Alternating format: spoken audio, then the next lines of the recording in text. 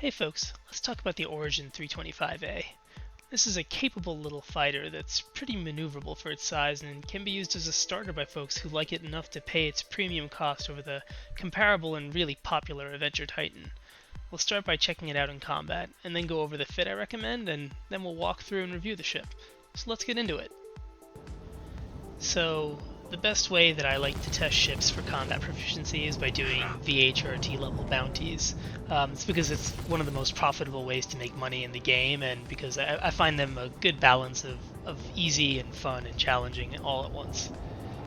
So first up here, we're against the Vanguard Warden, which is the easiest VHRT target we'll go against. It's a good validity check for any combat ship, really, I'd say. We're not going to have too much difficulty because we're so much more agile than it that we just keep our fire train on it the whole time and it explodes. Next up is going to be an Anvil Valkyrie, which is a more dangerous target, but still another one that we're much more agile than. So we're going to, once again, focus on our piloting here to do our best to keep it in front of us. We've got our capacitor set to max weapons to be recharging our laser repeater ammo constantly and as much as we can while our shields are holding.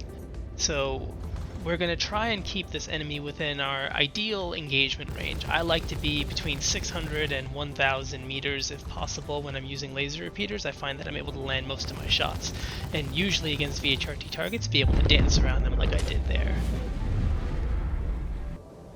And finally we have the boss fight of VHRT targets, which is the Anvil Hurricane. This guy has a ton of shield tank, a ton of hull tank, it's got a lot of DPS, and it is pretty quick. It likes to joust you, which is to say it likes to charge at you and fly past you and then try and hit you while you're trying to reacquire it as a target. So what we want to do here is we want to prevent it from doing that because we can't compete with its DPS or its tank. So anytime it tries to joust us, what we want to do is we want to rotate ourselves to orient ourselves so that we can then keep ourselves pointed at it and use our bottom thrusters to keep it in line with our targeting reticule.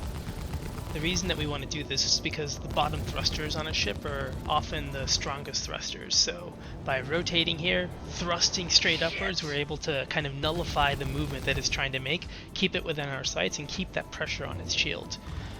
A shield needs 5 seconds without getting shot before it can start recharging. So as long as we kind of keep the pressure up at least every 5 seconds, we prevent him from gaining back any HP and make sure that none of the damage that we're doing gets wasted. So here we're doing a good job of keeping it within our optimal engagement range and maximizing the time on target. And right as I said that, he gets close with us and gets behind us, so, you know, it's not a perfect science. And we've taken some damage because of that, so that shows the importance of the piloting maneuvers that we were doing earlier.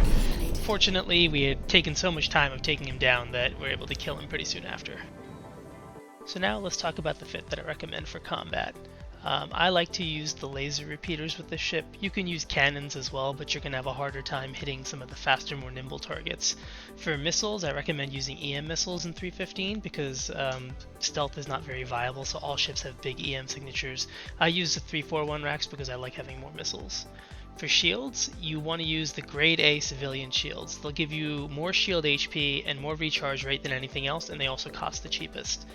The power plant, you only need to keep whatever power plant will supply the power that you need. In this case, the default power plant was more than sufficient, so we just keep what it came with. You never really need to change coolers. It doesn't really do anything for you on pretty much any ship.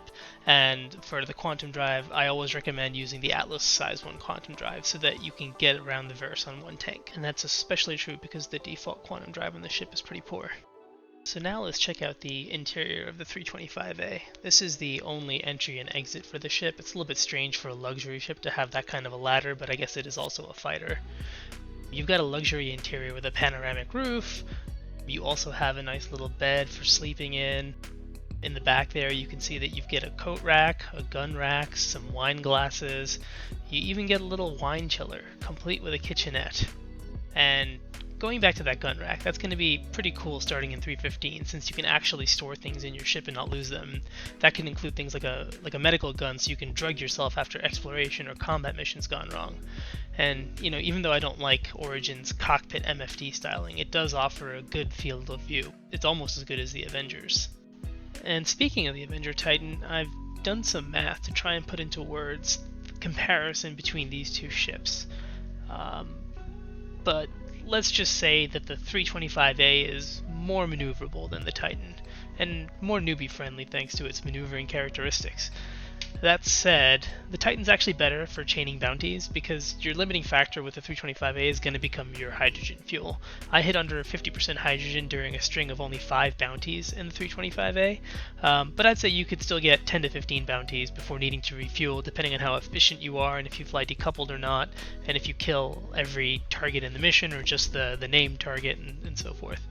One useful thing to note, however, for people considering this as a starter after the 315 wipe is that the default quantum drive on the 325A can't even make a trip from Port Olisar to Hurston, so as you're going to need to shop around for components most likely, you need to upgrade that quantum drive first. So, do I recommend the 325A? Well, it's hard to say without comparing it to its closest rival, the Avenger Titan. They're so evenly matched, I'd actually say you should just honestly get whichever one of those two that you think looks better. In terms of their capabilities and versatility for things like combat, exploring, cargo, and box mission, they can both do all of it to varying degrees. So as long as you love the way that your ship looks at the end of the day, you made the right choice in my eyes. And if you want the 325A but it's too pricey with real money, it's available and pretty affordable in-game, so you could just pledge with a cheaper ship to the game and then make your 1 million for the ship and the fit in-game and then just buy it at Astra Armada in Area 18. Well, that's it for the 325A, folks. I hope you've liked this video. Cheers.